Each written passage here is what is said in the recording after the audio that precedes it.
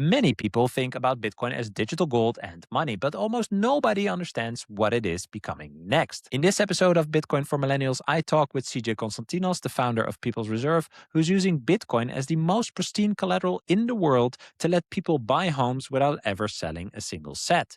But how does that actually work? How is that possible? And most importantly, what are the risks? Once you actually learn why that's possible and how to look at the different functions and use cases it can fulfill, you cannot really look at dirty old fiat money or any established financial asset that serves as collateral in the same way ever again. If you're enjoying my content, it would mean a lot to me if you could subscribe to the channel and like my video to support my journey. Thanks a lot. Now let's dive in to this episode. All right, CJ Konstantinos, welcome back to Bitcoin for Millennials. Thank you so much, Bram. It's great to be here. Thanks for having me back. And I know I speak on behalf of everybody. It's great to see you up and moving and on the road to recovery. I can move again. Yeah. So yeah, thanks for that, and I'm also happy to be back. And yeah, like I just told you before I started recording, like I think you're the perfect person to talk to at this moment. I find Bitcoin Twitter, Bitcoin X, very interesting for me. And I don't want to sound cocky or anything, but I feel like a lot of people should study more and understand kind of like the properties of Bitcoin, the values that emanate from that, and also I also do think there's a certain type of, for lack of a better word, faith, right? Like Bitcoin is a thesis, Bitcoin is an experiment, right? And nothing is 100% assured, so there are always uncertainties toward the future.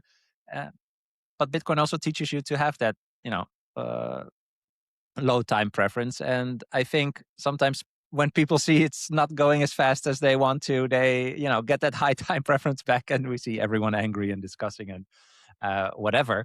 So what I want to explore with you is, what is Bitcoin actually in terms of money? I do air quotes money, right? Like people say Bitcoin is money, but there's many different functions of money. And you call Bitcoin the reserve asset of the internet economy and the most pristine form of collateral in the world. So before we get into like how you're applying it, I just want to kind of like understand how you see Bitcoin right now. Like, what is Bitcoin? Because I don't think, most people can hold what you're about to say. Yeah, I mean, it's one of those things where you have to kind of learn it over the years, right? When I first started in 2013, Bitcoin was not what I think Bitcoin is today. So the more and more orange pills that you take, the more and more you start to understand about Bitcoin and how its different applications can be applied. Now, first and foremost, I think of Bitcoin as engineered money. And the system, the rails that the money uses is actually a messaging system, right? That's the whole Byzantine general problem, is that we found a way to send messages without duplications, without fraudulent messages being inserted or sandwiched within the messaging system. And that's what makes Bitcoin so powerful, is that the most important message you can send from one person to another is a ledger balance, right? So the first and foremost application of Bitcoin is as a money, as a store of value transfer mechanism, that where you can send value from one person to another and know that you have transaction finality. There cannot be any fraud within that messaging from one account to another. And that's why, it's basically almost like a triple accounting type system. But what I find really interesting, and the market is just going back and forth on this right now. And I find myself, in the middle of it, because Satoshi himself put a message in the Genesis block, right? So Bitcoin is for messages. The most important message that you can send is your accounting ledger balance. But you can also put other types of messages within the Bitcoin system. And I think that right now, like the way that that's been used, it's just pure stupidity, right? Nobody wants pictures of pizzas and cats and all this other stuff. That's a waste, and it's not economically viable, which is why when you see little waves of these things pop up, they very quickly disappear because there's no value delivery in the transferring of that message, like the massive value delivery in the transferring of your account balance from ledger to ledger and from address to address. But in the long run, especially, at People's Reserve, we work with real estate too. So when Bitcoiners are trying to buy real estate, the first thing we have to do is do due diligence on the real estate. Well, we actually have to trust that the governments are recording real estate property deeds and titles accurately. Bitcoin's proof of ownership of how many BTC tokens you own is the perfect form of money. It can't be defrauded. It just works perfect. End of story. Yeah. But, you know, can we leverage that messaging system to record proof of ownership, right? If I have proof of ownership of my BTC, can I also prove ownership of my real estate? Can I bank on Bitcoin, not just for my money, but for my records, my legal records of ownership? And of course, there's a real world component there. You need real world notarizations, you need real world authentications and court orders. But once you go through all of that process, can I store that information on Bitcoin in a way that delivers value to me in the long run? Because I know the government can't mess it up, and I know that it can't be defrauded. And I know that I have a timestamp that is always going to be usable in the court of law to prove that that land or that property that is mine, and therefore it can't be taken away. What if the Yeah. government databases get wiped? Well, I mean, the government's not good with technology, right? What if something goes wrong with their servers and all of the deeds are misrecorded? What happens here in Florida? We have hurricanes all the time. There's earthquakes out in California. There's tornadoes in the Midwest. What happens if the county office gets all of its deeds destroyed? And then the electronic records were destroyed. Where do we go to know who owns what and where those records are kept and stored? And are the proper safeguards in place? This is a great argument for Bitcoin. I don't know, 10, 15 years from now, when the rest of the world finally comes to realize that Bitcoin is engineered money and therefore a pristine collateral, and that Mhm. all value transfer should be at least settled on this base layer of value within the economy. I'd rather trust the community of Bitcoiners who are running nodes, who are in a decentralized community. I'd rather trust them with my ownership records than the government. And Yeah. I feel like that's a really important point for people to handle. And it's secondary, right? Like I said, the first thing is Bitcoin is a money. But Mhm. even Satoshi himself put a message within the system. And for people who are out there that's saying you're scamming it, you're not using it for what it was meant to be used for. I absolutely agree. But that's what the fee structure is for. Like, the fee structure is to protect against this stupid stuff, because stupid stuff isn't economically viable. And the things that aren't economically viable will disappear because they're not delivering value. And if people don't Yeah. get value for them, they're not going to pay for it. That's free market. That's capitalism. Is the value proposition of your product or service delivering value to me so that I will pay a price above the cost to produce that value and therefore generate profit, which creates sustainability?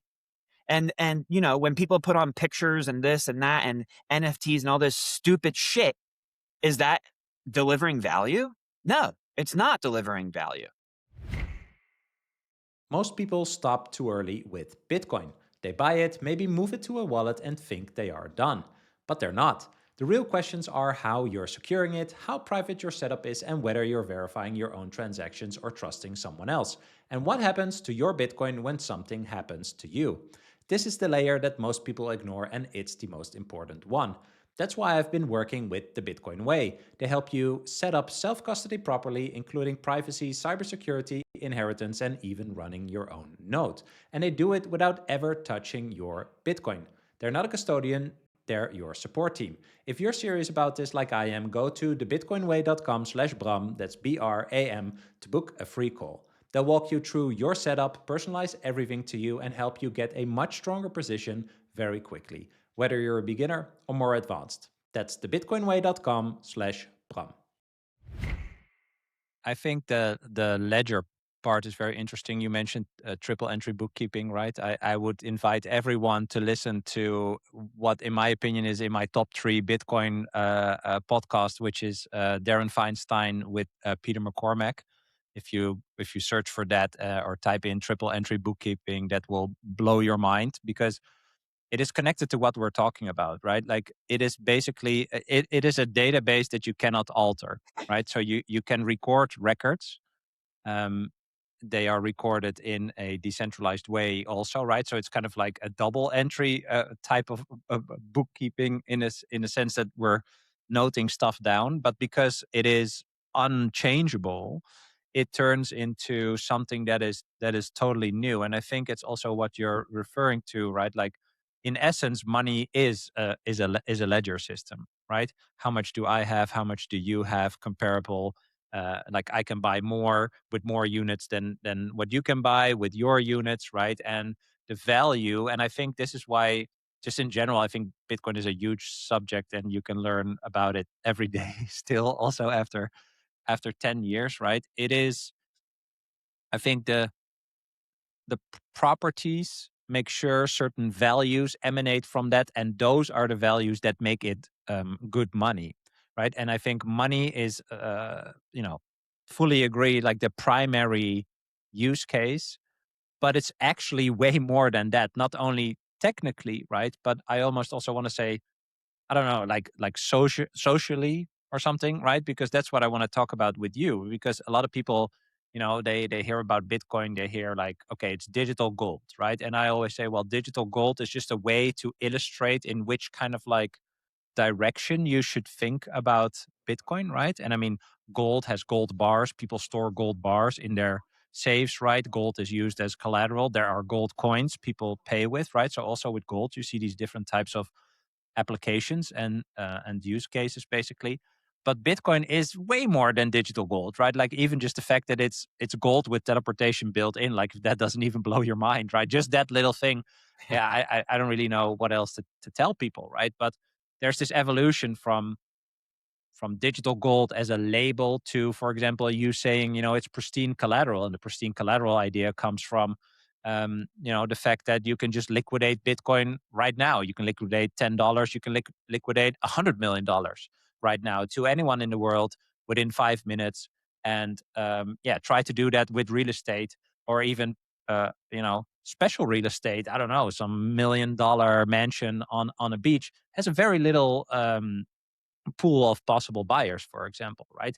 And that type of stuff, even art, right, classic cars and whatnot, are used as collateral in the world. And we could even take the direction of what do you think of collateral and debt and whatever. But I think, let's not do that. Let's stay here, right? Like, there is all this different type of collateral, and if you agree that Bitcoin has value, then you go to the next step, which is, well, then you can use it as collateral, and it is pristine because no one can fake it, everyone can check it, you can instantly liquidate, etc. Right? So I think there's this combination between like the label, the social thing, right, and the technical part of Bitcoin, where people, I think mistakenly sometimes make certain conclusions that are not necessarily congruent in what you can actually do, right? So if it goes from digital gold to this pristine collateral, right? A lot of people stopped at digital gold, obviously, just having that idea. Um, is that progression? Is that just a new label for different types of people to understand what this could be? A house is a house, gold is gold.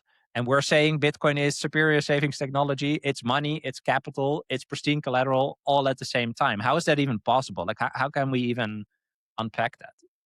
Yeah, no, I think that's one of the things that makes Bitcoin so hard to understand for the average person, because you can be an economist, you can be a philosopher, you can, like, there are many different lines of thinking that apply to Bitcoin, and it takes a lifetime of study just to master one line of thinking of Bitcoin. But through its many different applications, it's a handful of masters that you need to really start to see it all come together. And for people like you and I who put in thousands of hours of studying to this stuff, and I would say even you more than me at this point, because you do all the conversations and you talk to so many great people.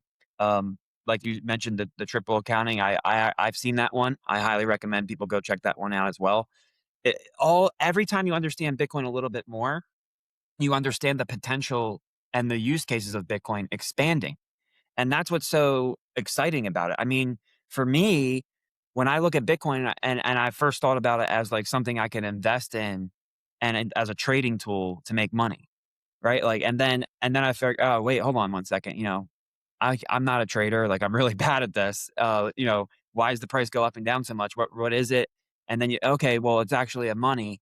And then you just progress and progress and progress. And I think for me, when we look at the money component, right? People have to start the money component because money actually matters, right? If I told somebody, oh, hey, Bitcoin allows you to record a proof of ownership deed, and to secure that message in a blockchain that you don't have to worry about the government securing, they'd be like, who gives a shit? Who, like, what? Cool, man. Cool story, bro. Did you catch the game last night? Right? Like, Same for money, by the way, yeah. still. Yeah.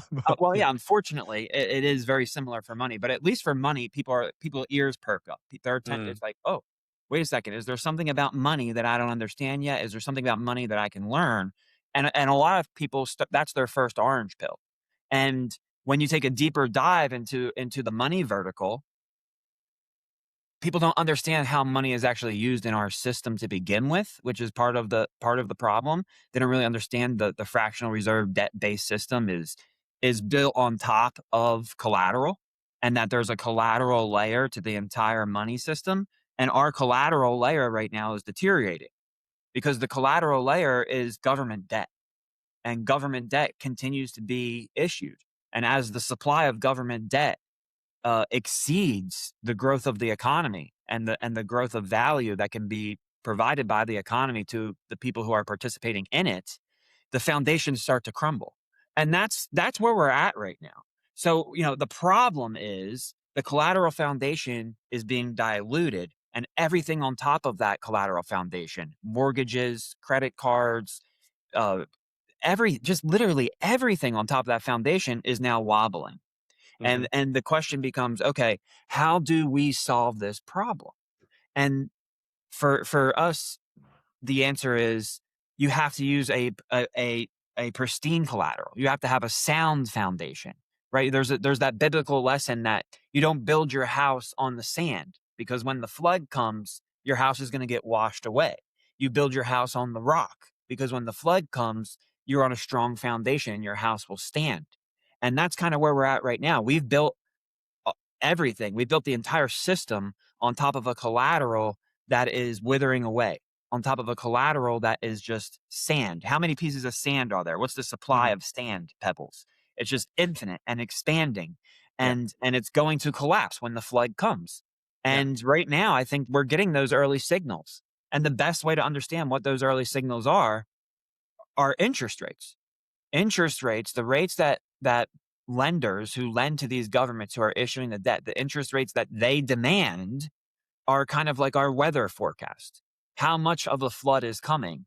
And therefore, when we look at the biggest issue, at least here in the United States, when it comes to home ownership, there's been two problems created by the expansion of the collateral, the dilution of the collateral. Number one, it forces prices to go up, right? Because of the standard understanding that everybody watching your show already knows. When you increase the amount of circulating currency units, every other currency unit is diluted and loses purchasing power. And as the currency loses purchasing power, the prices of the assets and goods and services that have a limited supply must go up.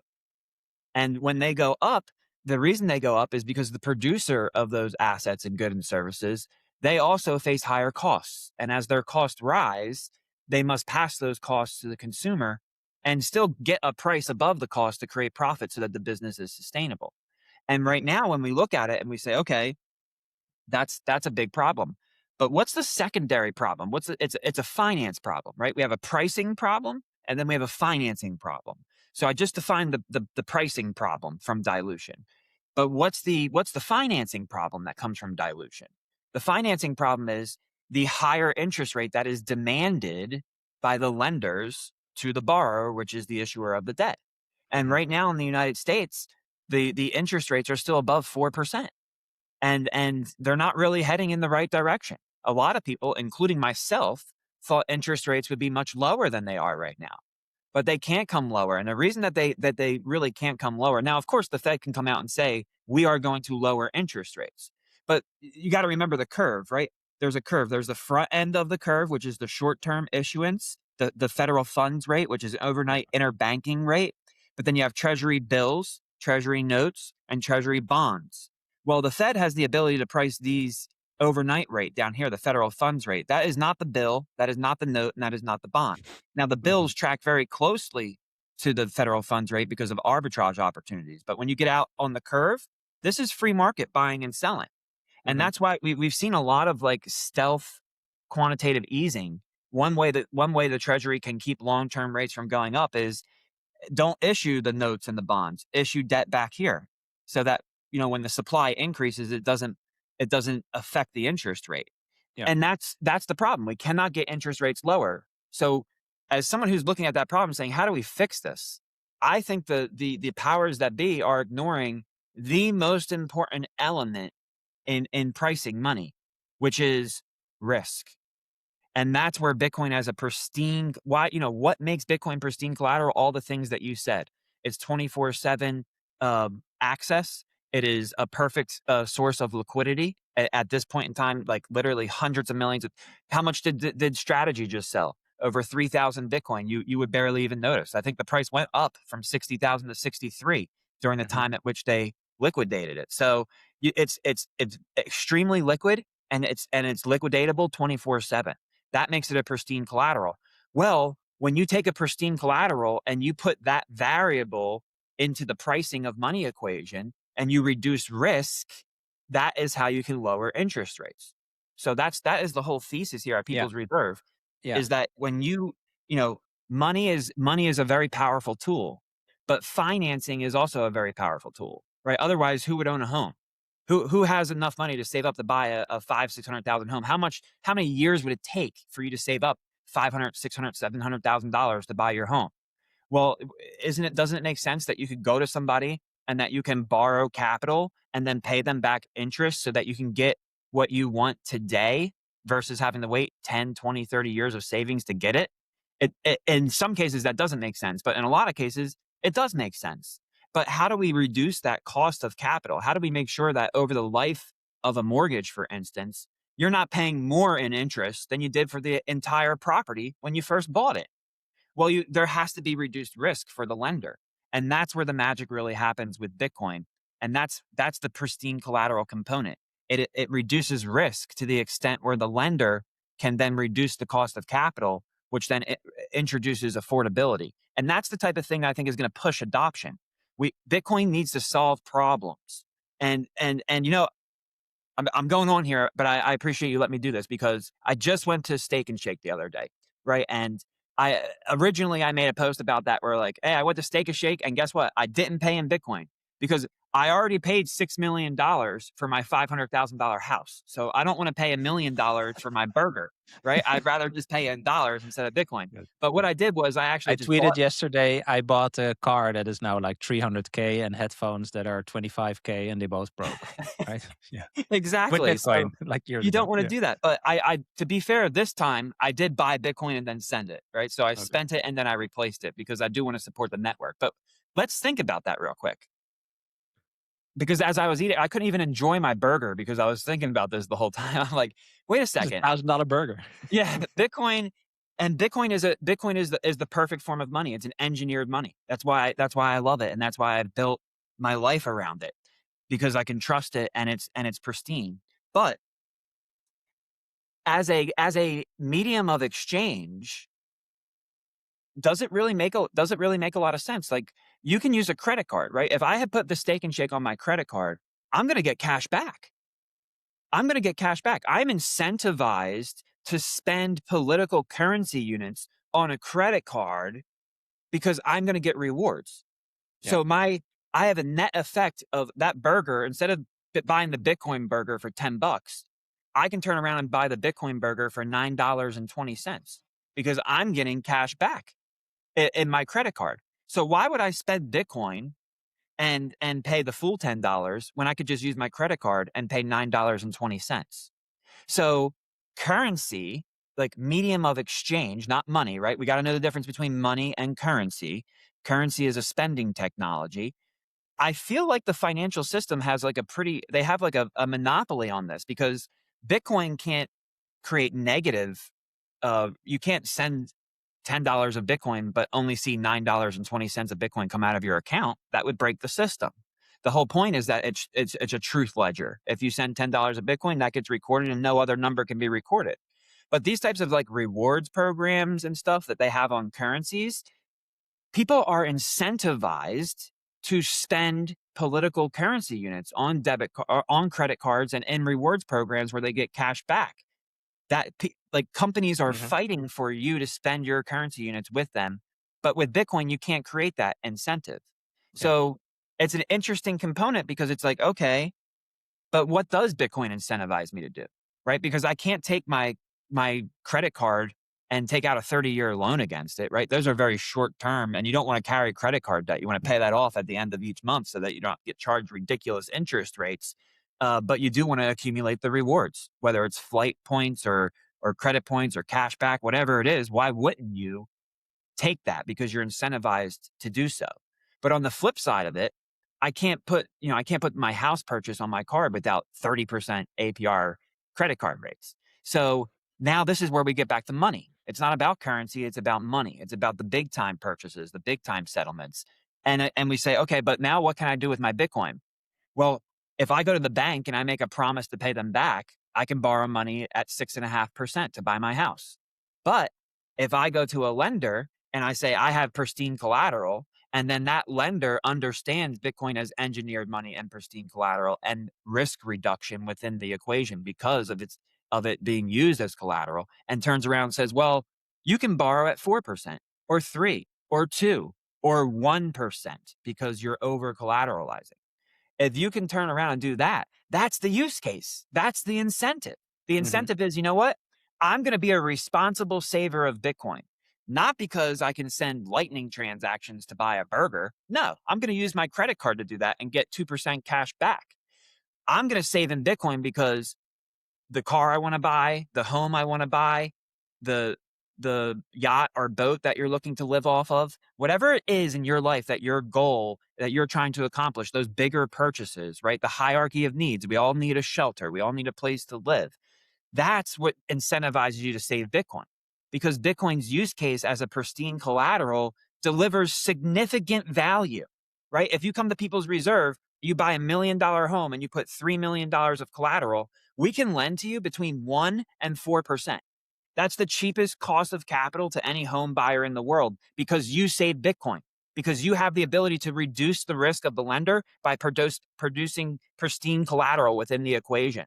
And therefore, your cost of capital is reduced significantly. You're saving thousands of dollars on your monthly payment, and you're saving hundreds of thousands of dollars on your interest cost over the life of the loan. That's economic incentive. The same way the credit card incentivizes you to make those quick little small purchases with 2% cash back. Incentives are the invisible hand that moves the market. And we have to ask ourselves, what incentives does Bitcoin create when you look at money versus currency? And does it make sense as a currency? Sure, absolutely it makes sense. It's fast, it's easy, there's transaction finality. For the vendor themselves, they're saving a lot of fees from the credit card companies. But from the consumer standpoint, I'd rather get the 2% cash back than send the Bitcoin.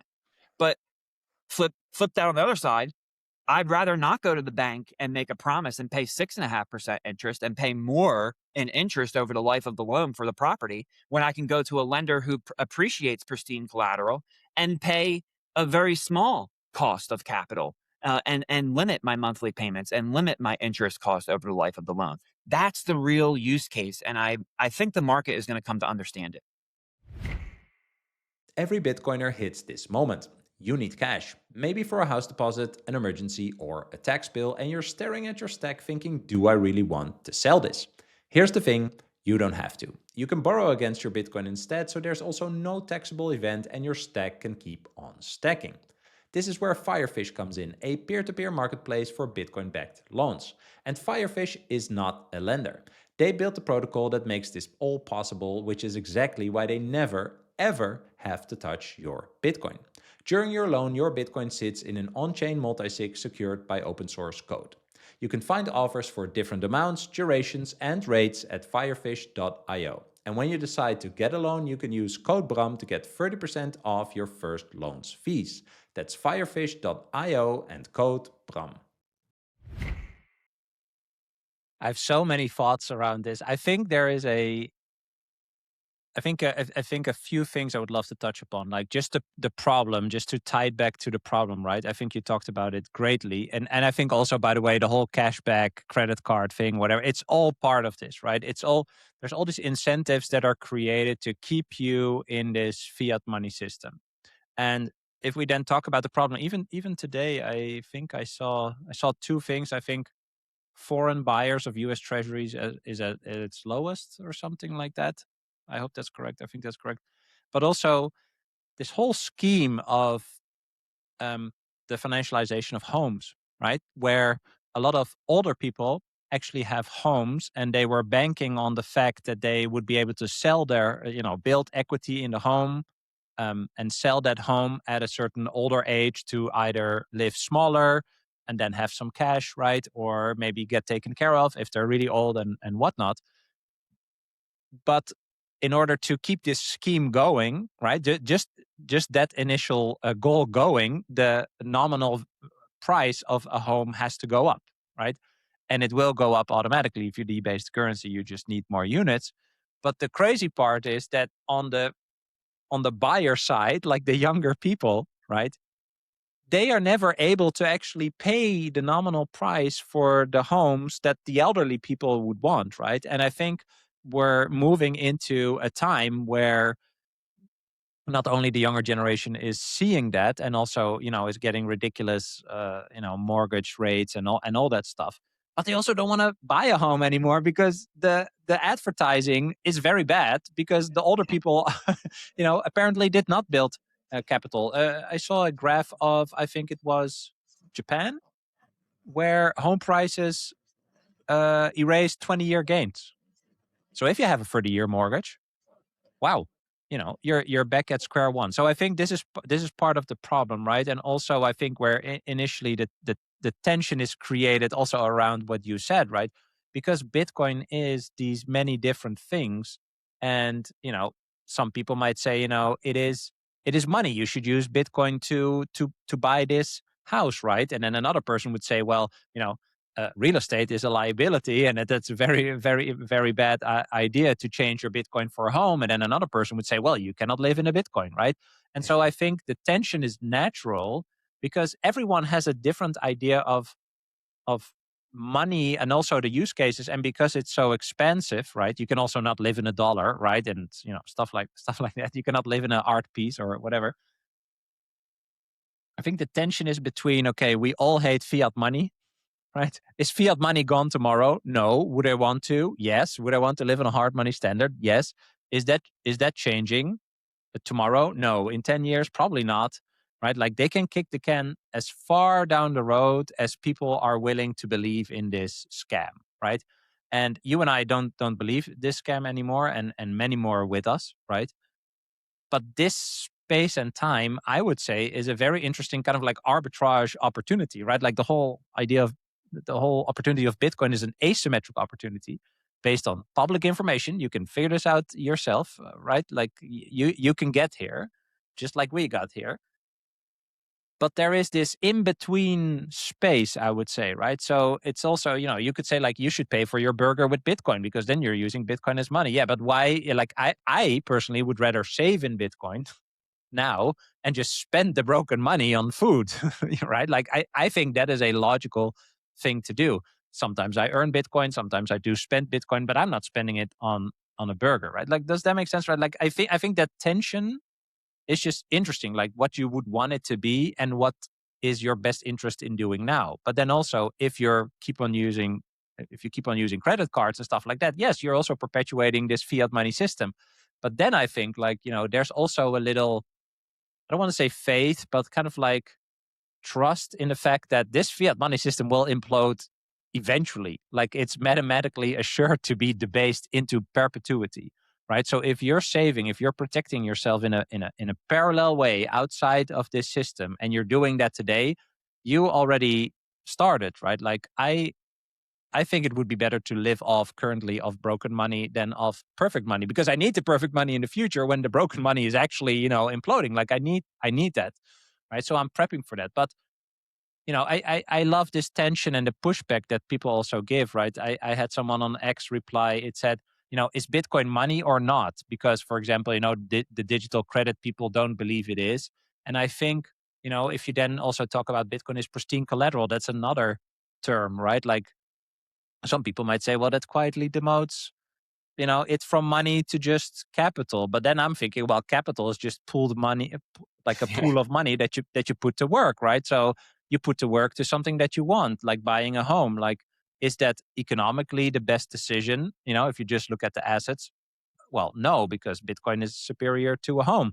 But you need a home, and maybe you find your forever home, and right, like money is also meant to be spent for the things that you want in your life, whatever you want, right? So how can we, or maybe I did it, or maybe you did it, I don't know what you think, but like, how can we even unpack that further? Like, I feel like there's Bitcoin, and then there's like, you can do this and this and this and this and this. It's like a menu, but because it's so expensive, it is just, it's not only difficult to see, but also I think difficult to place it in the time and space we're in. I feel like there's a certain sequence in practicality, but also just social understanding, just general understanding of that you could use Bitcoin. And the example that you give, I've talked with people a lot about that too. Like here, if there's still people that believe real estate is good collateral, that's fine. If you then add Bitcoin, which is even better collateral, and the financing cost goes down, that is actually showing that Bitcoin has value, even more value than the thing you are trying to acquire, right? If you're then still using fiat money and perpetuating it, yeah, I mean, I agree, but that is the time we live in, right? Yeah. Maybe you can find someone who wants to sell a home for Bitcoin, but then you have to question yourself, like, do I want to spend the Bitcoin on the home, right? So there is no You definitely don't want to do final that. solution. I can let people know, do not do that. That is the I don't worst think so either. decision No. you could possibly make, right? And people know my story. In 2019, I bought my first single family starter home for 100 Bitcoin, right? So of course my wife is pregnant, and you guys know the timing of this, right? You sell Bitcoin, the price rips up. You buy Bitcoin, the price goes down. Like, it For just sure. somehow it always Yes. works that way. Yes. Well, of course I need to buy my home in 2019 in the middle of a bear market, right? Of course I did. So I spent 100 Bitcoin on my single family starter home. That Bitcoin was worth over $12 million at the recent peak. It's still worth over $6 million right now. I couldn't get 500 grand for my home. If I wanted to sell my home today and get liquidity, I'd have to fire sale it, probably for 400 grand if I wanted This to, the same home. same home, same Wow. exact home. Yeah. So yeah, so my neighbors are like, "Oh, hey, your house is great, right? Like the price of your house has gone up. Aren't you happy?" I'm like, I didn't buy my house with dollars. I bought my house with Bitcoin. I paid 100 Bitcoin. Today, I'd be lucky to get like 6 Bitcoin for my house, like That's crazy. I would be lucky. So yeah, no, it's not going that way. But what you described is called Gresham's law. And I know you know that, but for the listeners who have never heard of Gresham's law, how it works is, um, think about when if you were younger, when you had trading cards, if you traded sports cards or Pokemon or Yu-Gi-Oh or whatever the heck it is that you did, even if you were just trading action figures, you had your favorites, right? You had the holographics, you had the super rare ones, and whenever you would go to make a trade, you would give away 100 of your common cards to get that one rare card from a friend, right? But you wouldn't give away your rare card for their rare card because you want to keep your rare card. You want to get rid of the less important things first, of the less valuable things first. That is Gresham's law. So it's a natural feeling inside of you where you're like, okay, I have these things that are worth a lot of value. I have these things that aren't worth a lot of value.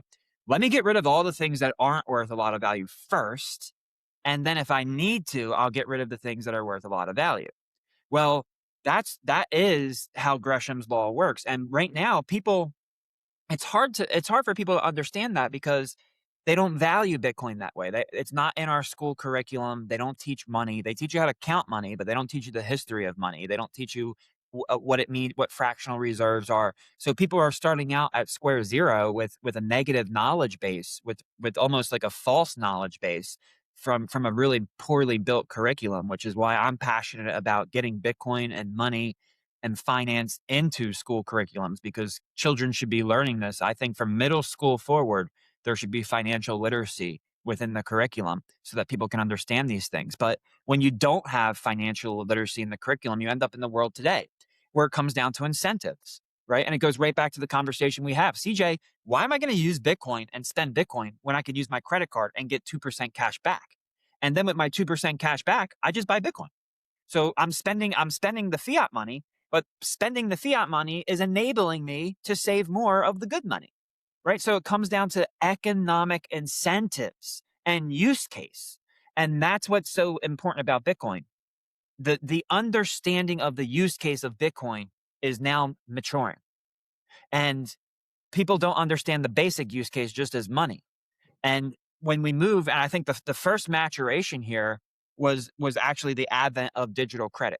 So it's really funny that a lot of people who think Bitcoin is money um, don't but support digital credit then start to come back and talk about digital capital and this like that's exactly what money is, right? And it's interesting because at People's Reserve we're working our qualified custodian is BitGo. We're working with BitGo to make it so that we can accept STRC and SATA as pristine collateral for your mortgage financing because it's a derivative of money, right? The digital collateral is backed by the money on the balance sheet. And that's where the yield comes from. But people need to understand, like people are in different positions. When you're young, like we are, we want risk. We want volatility. We want maximum upside.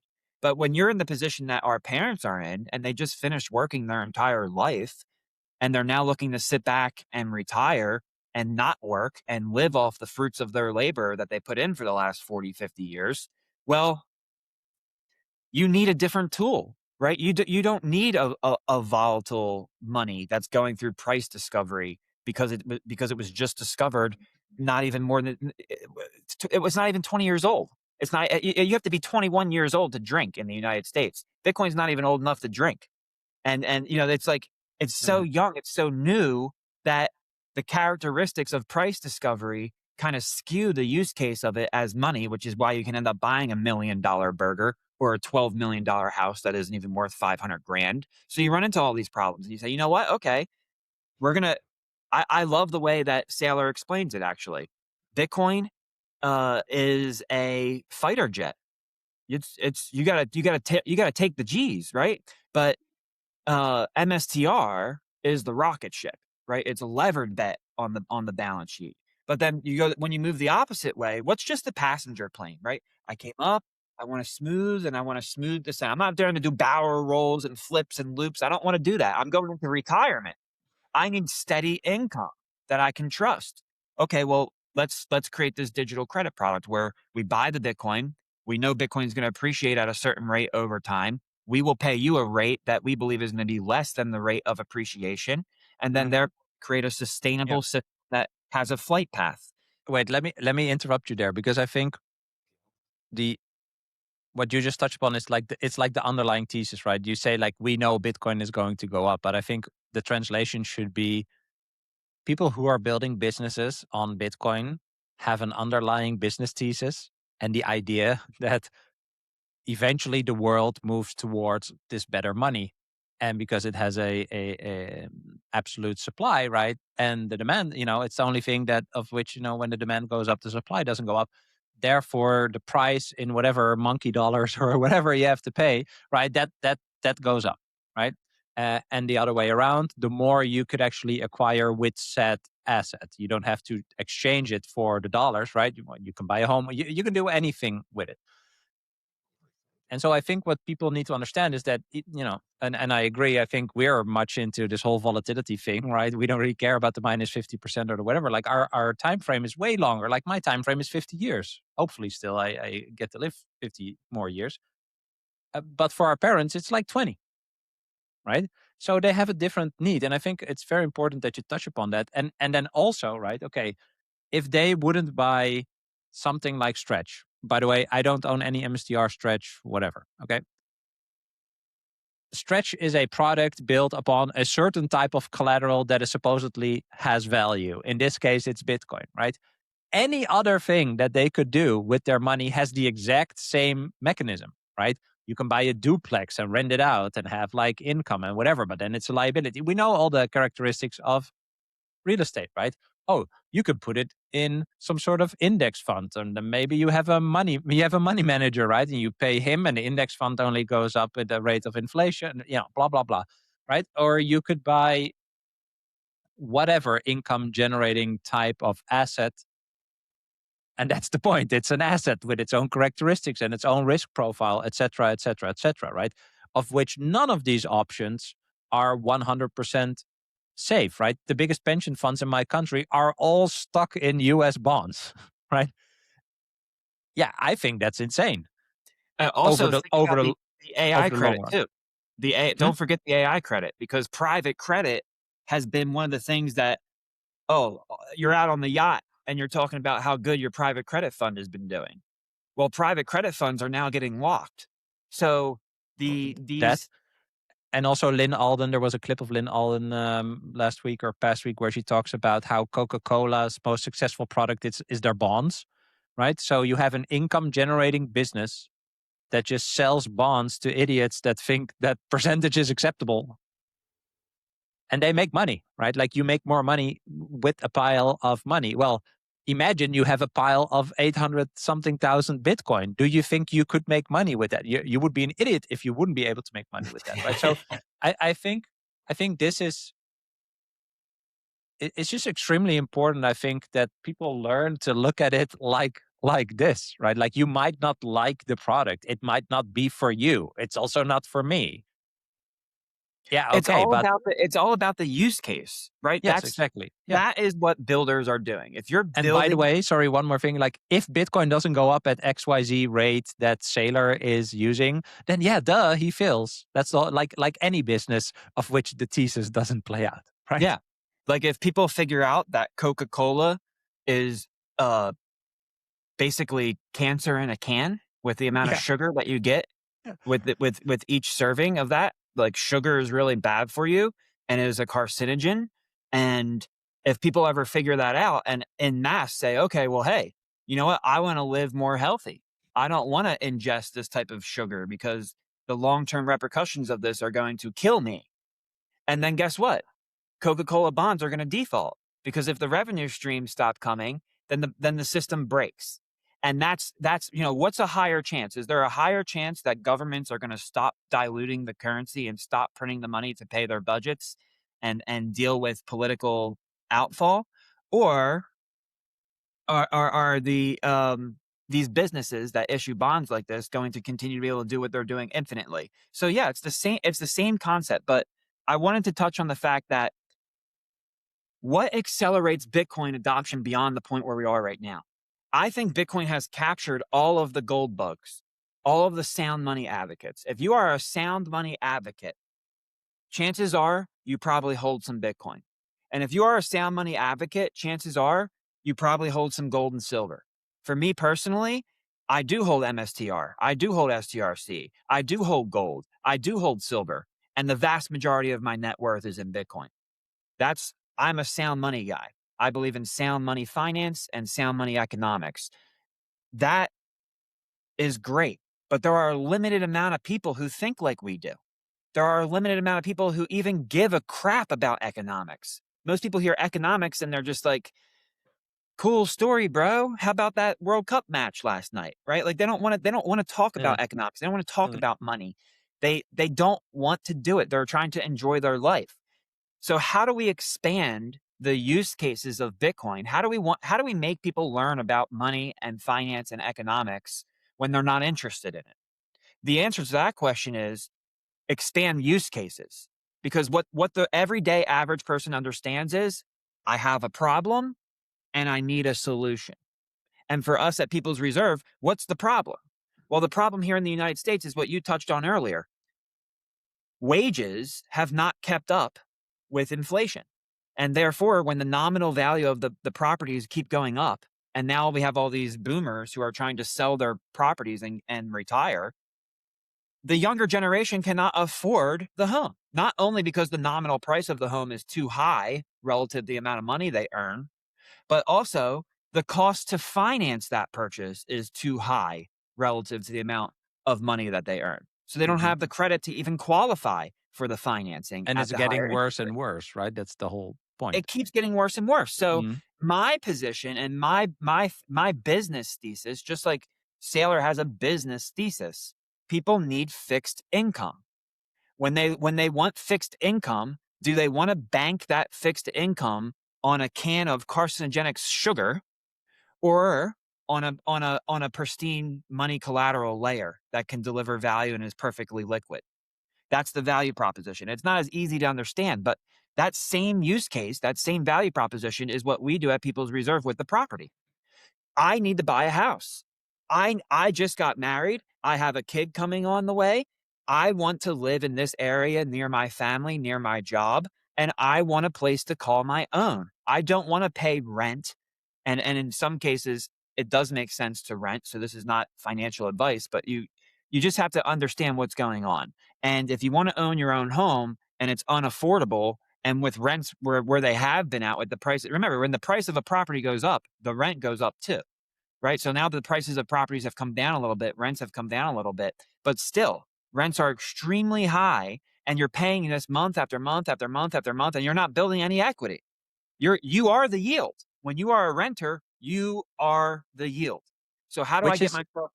one thing to add, which is fine, right? Like I rent, and you just mentioned like all the other stuff you own next to Bitcoin.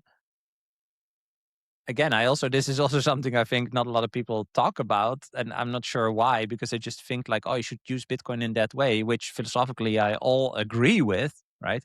But it's all about the risk profile. Like Bitcoin is my lowest risk thing I own, right? And then there's very little other stuff that I also own that has different types of risk. Same as what you're saying, right? I mean, imagine investing in a real estate investment trust. I think real estate investment trust is probably the closest, like, already existing world example, comparing it to Stretch, Mhm. right? Like, and so, like you said, would you rather have that? Well, and you could say, well, there's people that live in the homes and that get that yield, and I think that is the biggest difference, right? But then there you have to deduct points for the saleability of the real estate, for example. Whereas with Bitcoin, it is different again, right? And yeah, so And real estate again, is nothing is illiquid. 100%, right? Nothing is Real 100%. estate is illiquid. So I love that comparison to it from Well, a and REIT. there's maybe tornadoes, flooding, or hurricane, Right? whatever. So you have all these different components. Bitcoin Mhm. eliminates those components. So it's very interesting that, that it can be set up that way. And I think, what we're going to see is, if we want to accelerate adoption past the point where we are right now, if we want to bring new users into the space who are just not the sound money guys, I think everybody who's interested in sound money already knows about Bitcoin. I don't think there's anybody under the sun who's interested in finance, economics, or sound money who doesn't know what Bitcoin is and probably has a little skill. Even Peter Schiff, who hates Bitcoin, still owns some Bitcoin, right? So everybody who's in it would be in it because they're interested in money, economics, and finance is already in it. How do we get new people into Bitcoin? How do we get them to understand that? Through use case. And the STRC fixed income use case is great. But this is where People's Reserve comes into the conversation, because now we have a new use case. The problem is I can't afford my home because I can't afford the financing, right? And unfortunately, the way it is most people don't care about the price they pay for the home. When people go house shopping, the first question is, what's the monthly payment going to be? That's the first question. Yeah, exactly. Yes. I can pay X amount of dollars per month. Tell me what I can buy. They don't come in and say what price, what's the price of the house? Well, how much money can I spend? They don't care. They know I can spend this much money out of my income per month on my house. Now, show me the best house I can buy for that amount of money per month. Well, that changes dramatically based on your interest rate, right? So at 6.5%, a $4,000 a month payment barely gets you the average price home in the United States at $400,000. I think Yeah, the crazy. median home price is like $440,000 in the United States.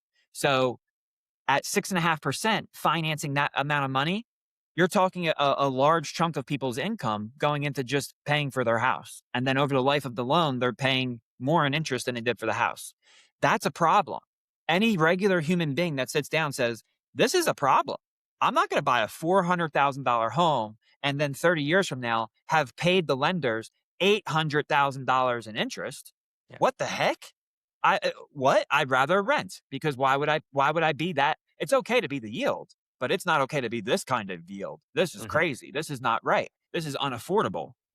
Well, depends on your understanding, right? And that's why this is also difficult. Even when, I always share, like, I was 30 when I realized money in the bank is not yours, right? And I had a mortgage and I worked at a bank and I was into Bitcoin. Like, it is just hard, and everyone is doing it, right? But just this example, yeah, like, yeah, over the 30 years you probably pay between 600 and 800K for that 400. It's And it, then, it's absurd the amount of money you pay. And now well, you tell these same people, you say, look, yeah. you don't Well, want to but pay that. but wait. You could rationalize it and say, like, well, you lived in it for 30 years and this and that and blah blah. But again, this is a personal preference, right? So we could say it's stupid financially, right? But if you have a home and you live in it for 30 years and your children grow up there and blah blah blah, like, that also has value, obviously. But I think the main point that we are trying to make, and in general Bitcoiners, is about, like, you should understand what you're doing and what the actual, like, uh, positive and negative aspects of your choice are. And because Bitcoin brings in this thing that kind of messes up all the established uh, uh, understanding of, what people could do, I think that is also what doesn't really help uh, Bitcoin, because it kind of blasts open the fact that people really don't have a clue what Yeah. they're actually And what doing. and what we've experienced is, and you're absolutely right, by the way, because I don't regret buying my home. Yeah, I took a portion of my Bitcoin savings and I bought a home. And, you know, it, at the time in hindsight, you're like, oh man, he's probably really upset about that. No, I, my wife is now pregnant again, and we're in this home. So I have my fifth child along the way.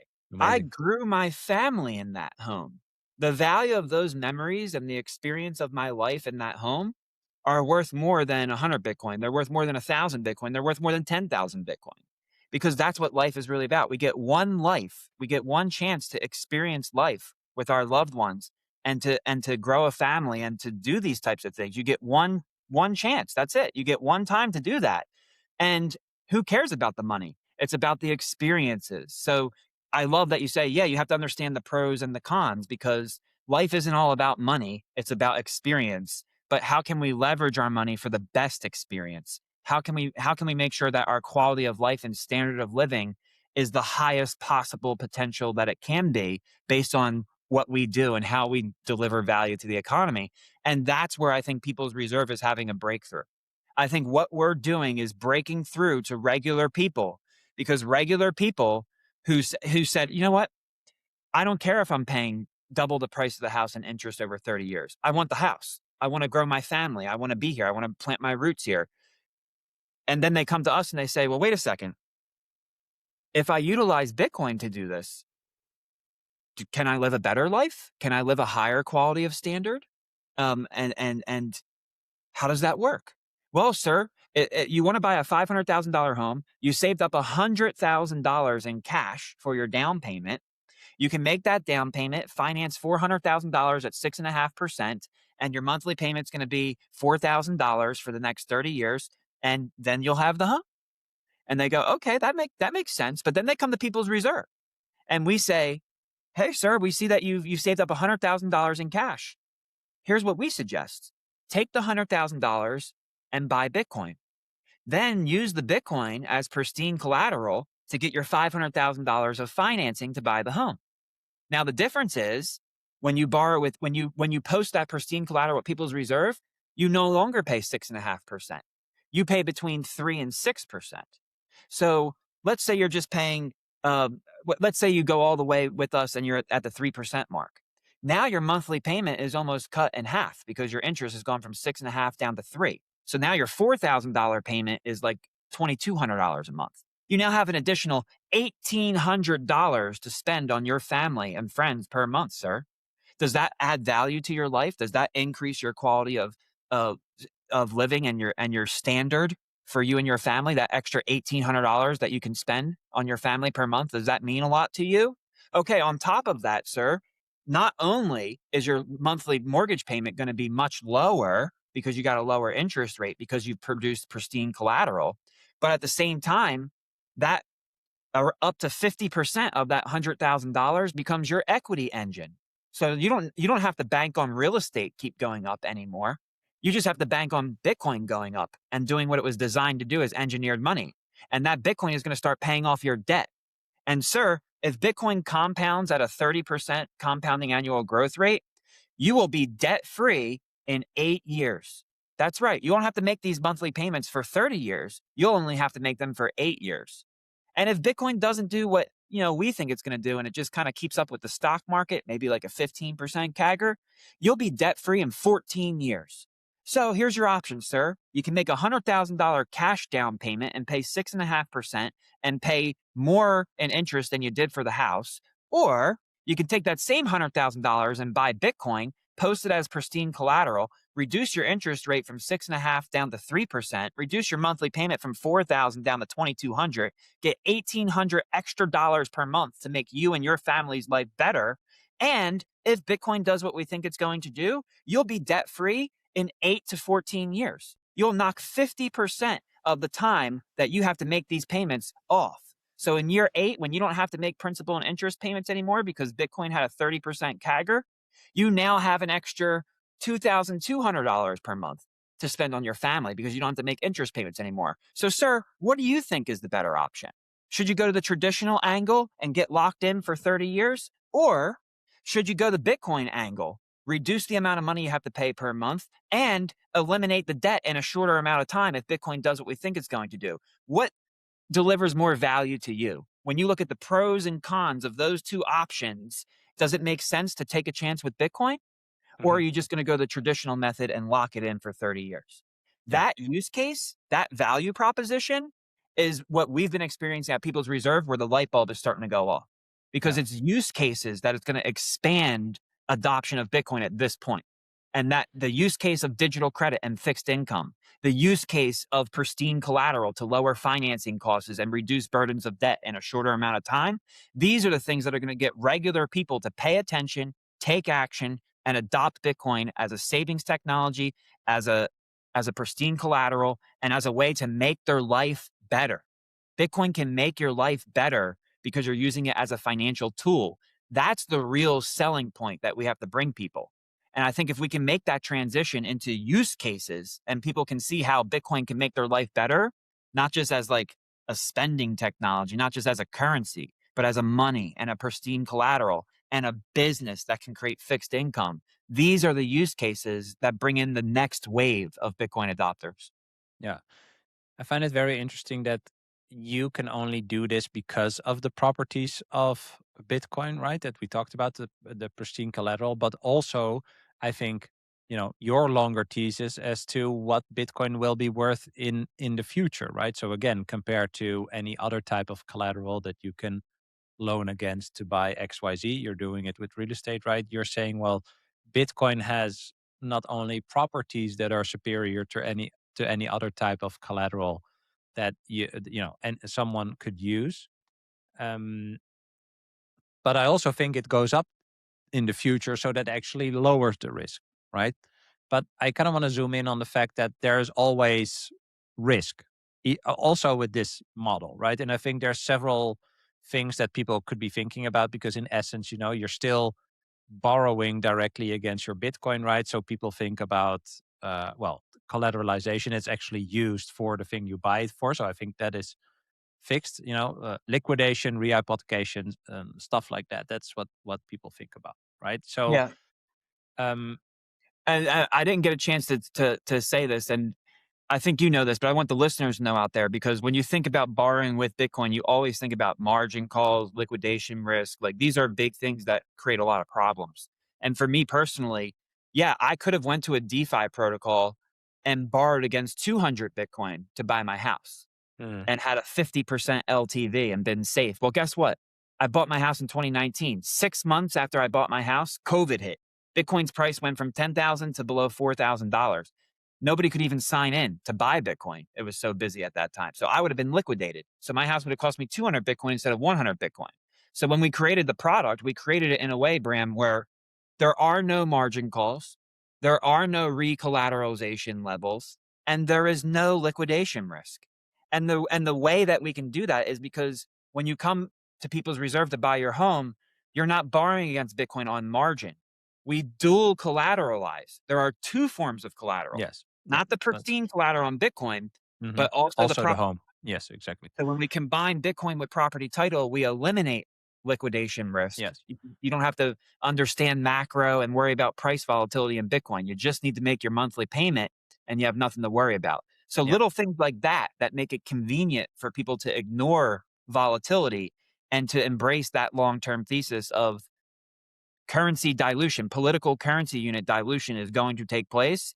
And there'll be waves of up, right? What did Thomas Jefferson said? First by inflation, then by deflation. They will sh- rip all the wealth from the nation, and your sons will grow up in a world owned by these bankers. So don't do it, right? Because there's inflation and deflationary waves. But when you talk about a 30-year mortgage, how many inflationary, stagflationary, and deflationary waves are you going to go over a 30-year period? Probably quite a few. But the thesis over that long period of time is that in each one of those deflationary periods, the government is going to be forced to print even more money to support and kick the can down the road. So yeah. So it's a combination of the Bitcoin thesis on one side, right? Just what you just said, just underlying mathematically assured fiat money debasement over time, and the fact that Bitcoin has these characteristics that I would actually want to say help you because you're also dual collateralizing, right? You're using Bitcoin, you're actually lowering the risk on the part of the collateral that's riskier already than the Bitcoin, right? Which is the home, which has all these different types of risks to it, right? From mold and termites to hurricanes and whatnot, right? Or even local regulation that changes, whatever, right? Fire, shit like that.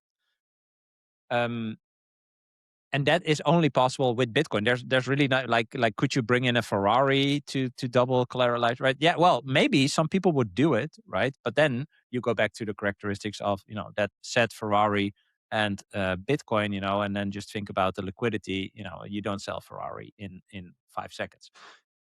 But still, I think this is just I find it very interesting to learn. So I think it's great to talk to you.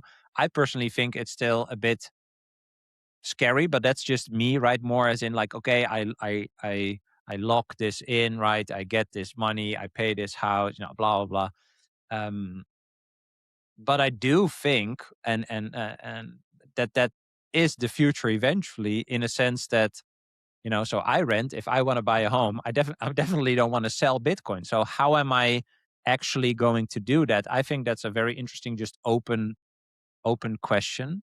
And it's also just very important to share that you need to do your due diligence. And I think that's the thing. Like a lot of people that know a lot about Bitcoin have done their due diligence on Bitcoin. And they know that a lot of things that are done, or almost all of the things that are done in the fiat money world, is just part of perpetuating this bigger scam.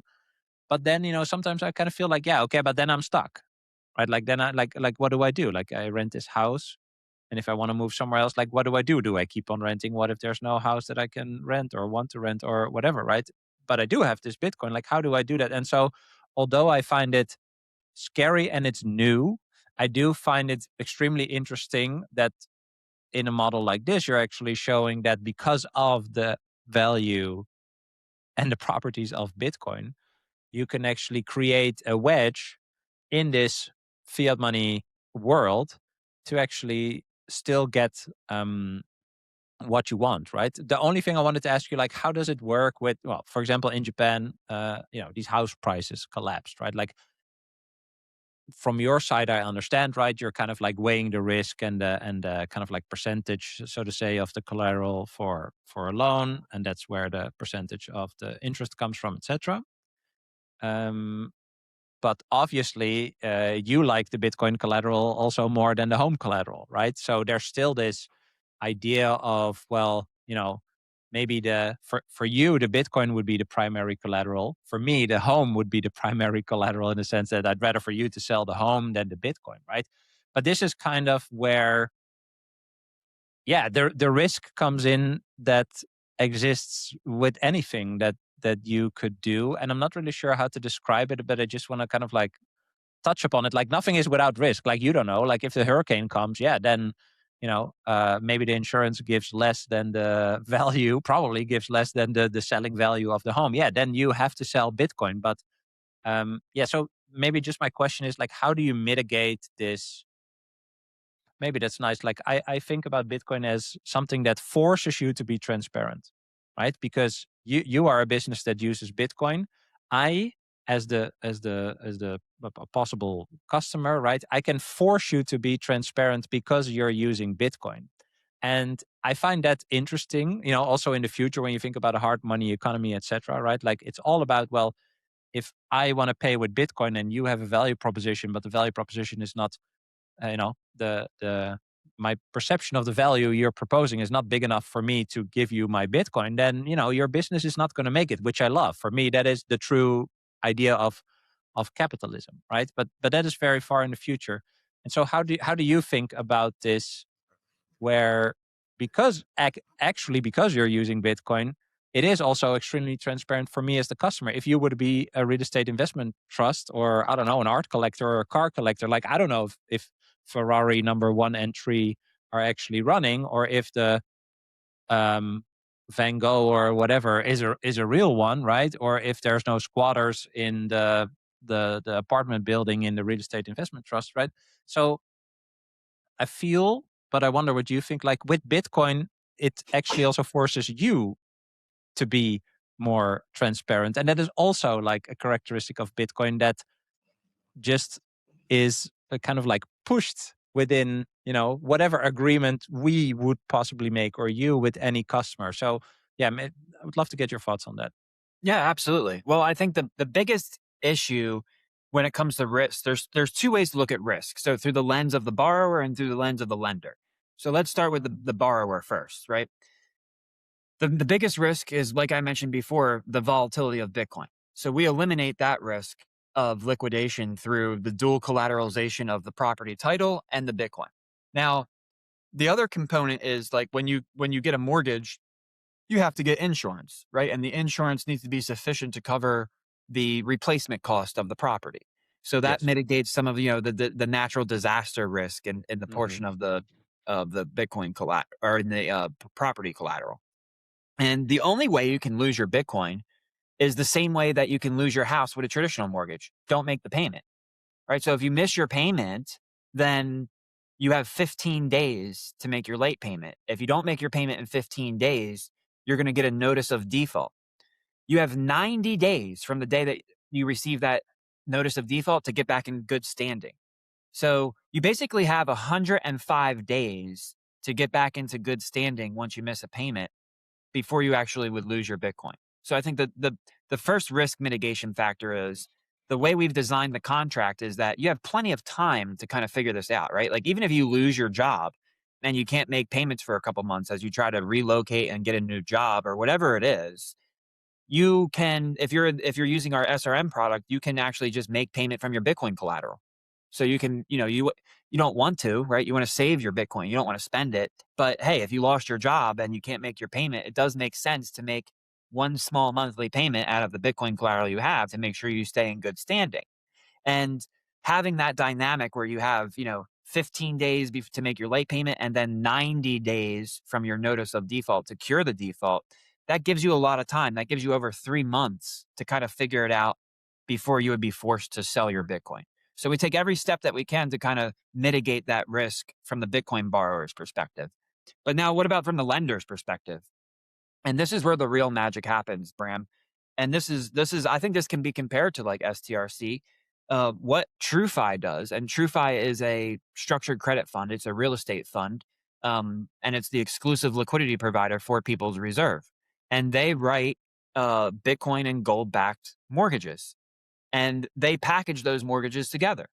So if someone comes to us and they say, "I want to buy $1 million house," and they have $1 million worth of Bitcoin, we say, okay, fantastic. You should be using our self-repaying mortgage because it requires 1-to-1, right? Same amount of Bitcoin is needed as the purchase price, which is already a great jump forward, right? Because if you want to buy $1 million house and borrow Bitcoin on margin, you got to put up $2 million. And then you have 50% LTV and you have to worry about liquidation and margin requirements and Hmm. recollateralizations and stuff like that. So very high risk to do it that way for sure. But a lot of those risks are mitigated in our product specifically because we want the customer to be comfortable and not have to worry about those things.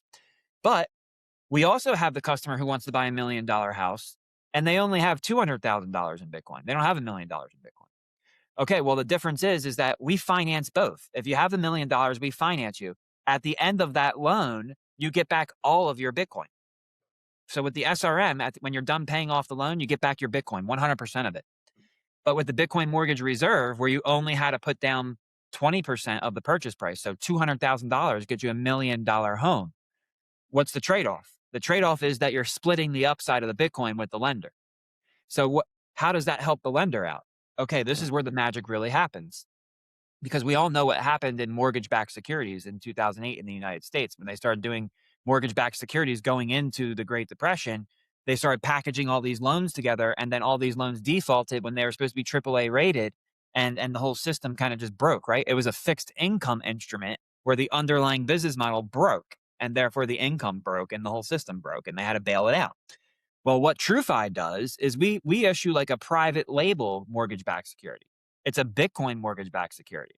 So it's Bitcoin and gold-backed loans packaged together. So we take an SRM where someone's borrowing at 1% with a 25% LTV, and we package it together with a BMR where somebody's at 500% LTV.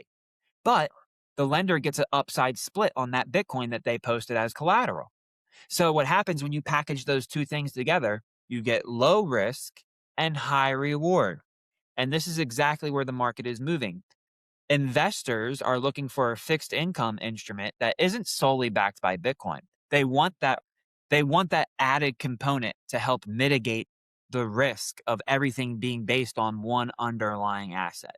Yeah. And when you combine Bitcoin with real estate with the promise of the buyer to repay, then you have three different components securing that fixed income, right? It's not just Coca-Cola doing their marketing and selling their whatever you want to call it, soda, but it's now the buyer with their credit score and their promise to repay, the property title securing the loan in the form of real-world real estate, and the pristine digital collateral in Bitcoin.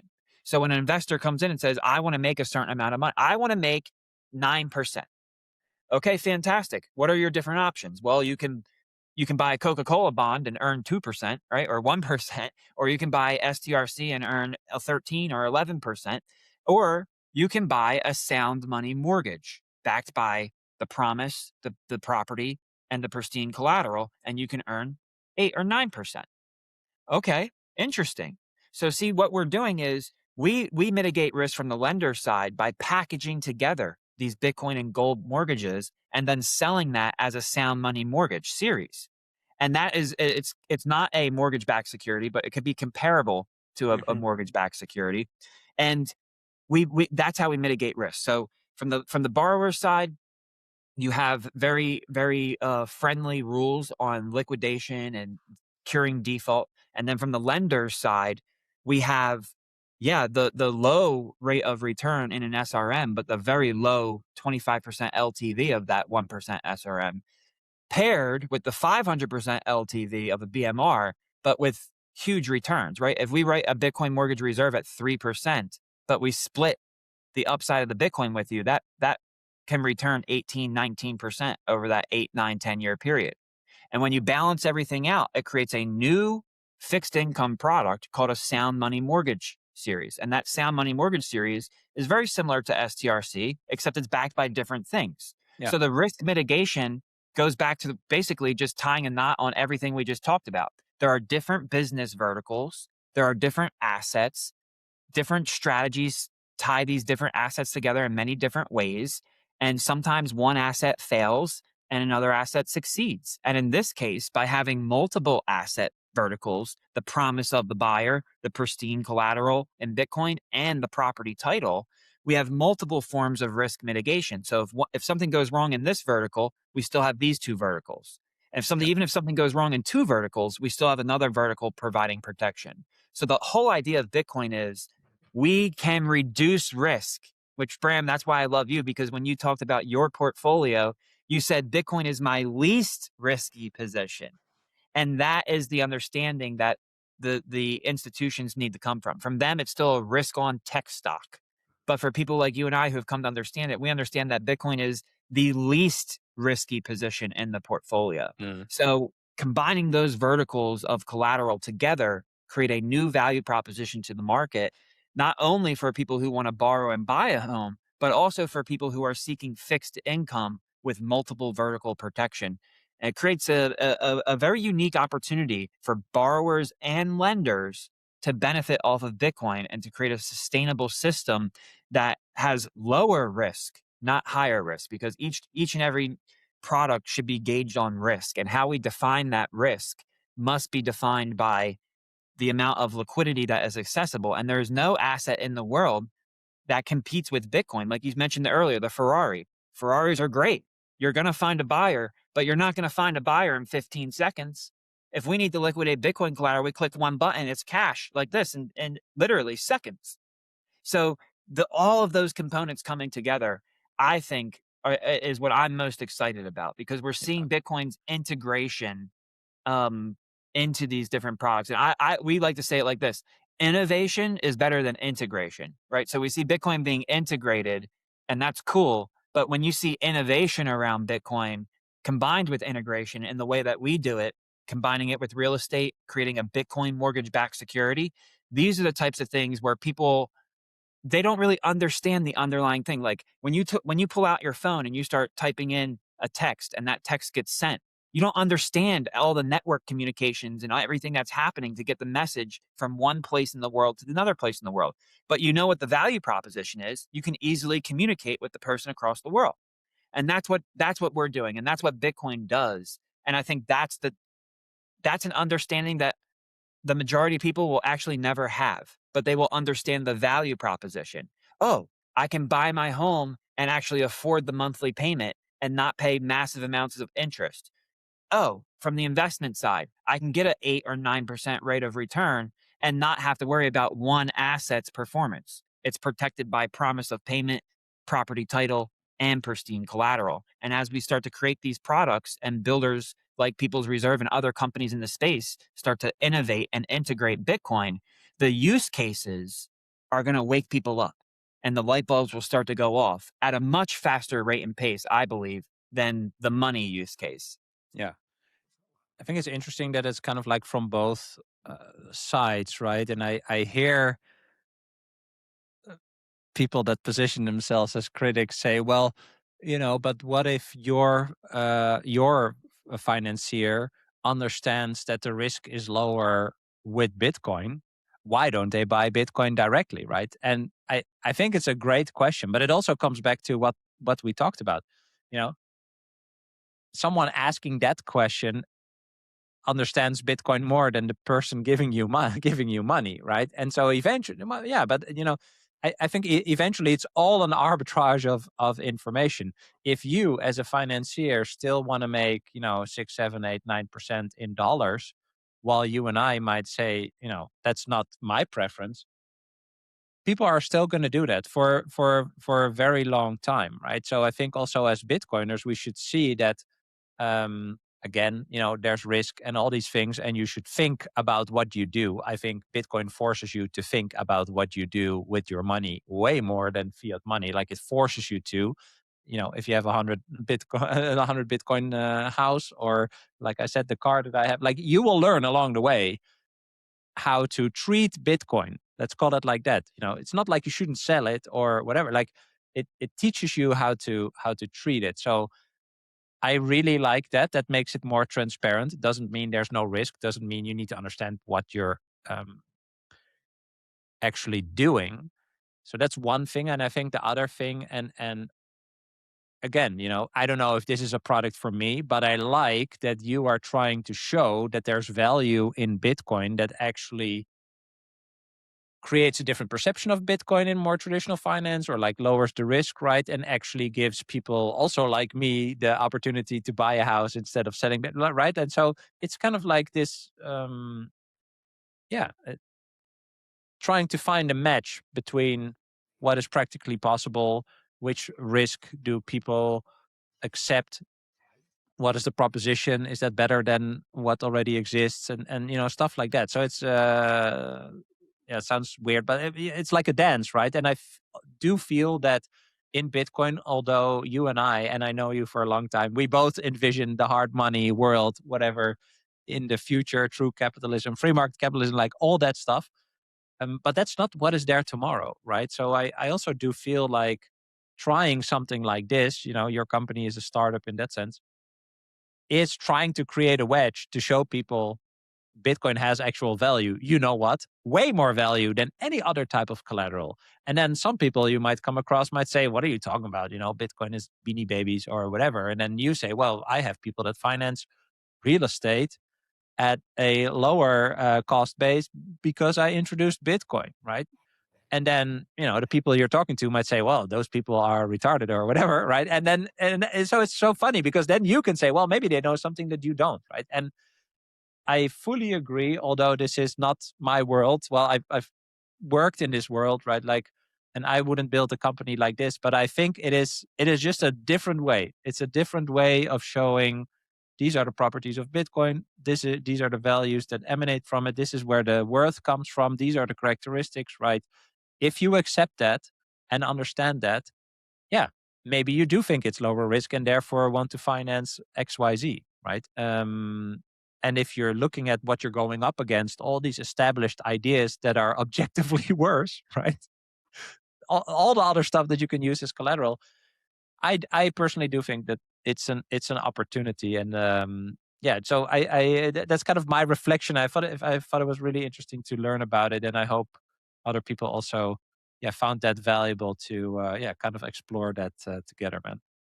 Absolutely. Well, I really appreciate you bringing me on, Bram. It's always fun to come on with you. And I couldn't be more excited for the community. When you think about Bitcoiners, they're the most gracious, patient people that you can meet. I mean, like, Bitcoiners are really, I think, unplugged from the matrix, right? If you've taken a couple orange pills, like, there's a reason that meme exists. You take the orange pill, you look at the world differently. And that's, I think, our job as Bitcoiners is to build companies that help people look at the world differently. You cannot solve, right? The definition of insanity is to do the same thing over and over again and expect different results. We need to start doing things differently. Some of those things are going to work. Some of those things aren't going to work.